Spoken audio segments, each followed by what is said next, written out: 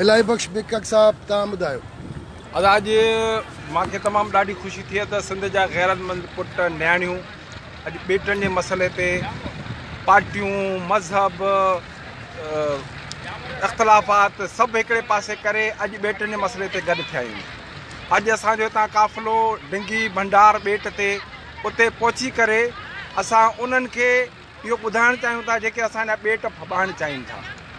ॿेट असांजी सिंध जी मिल्कियत आहिनि, सिंध जा ॿेट आहिनि, उन ते हमेशह मर्कज़ जी अख आहे।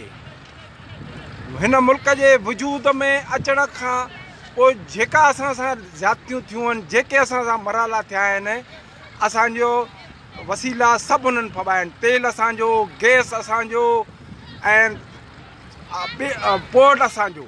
हाणे असांजा वञी इहे जज़ीरा बता आहिनि जिन ते असांजा मुहाणनि जो गुज़र सफ़र आहे, जेके पंहिंजो पेट पर बाबा ठीकु आहे, तव्हां तरक़ी ॾियो था त तव्हां उते उन्हनि खे तरक़ी ॾियो, उन्हनि खे नवां बोट ख़रीद करे ॾियो, उन्हनि जा घर बनायो, उन्हनि खे सहूलियतूं ॾियो।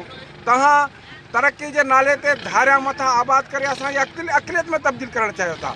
असां कंहिं सूरत में अक़लियत में तब्दील थियण खां अॻु में असां पंहिंजे माण्हुनि खे बचाईंदासीं ऐं मैदान अमल ते रहंदासीं। तव्हां हमेशह मेगा प्रोजेक्ट ॾेई करे असांखे अक़लियत में कयो आहे।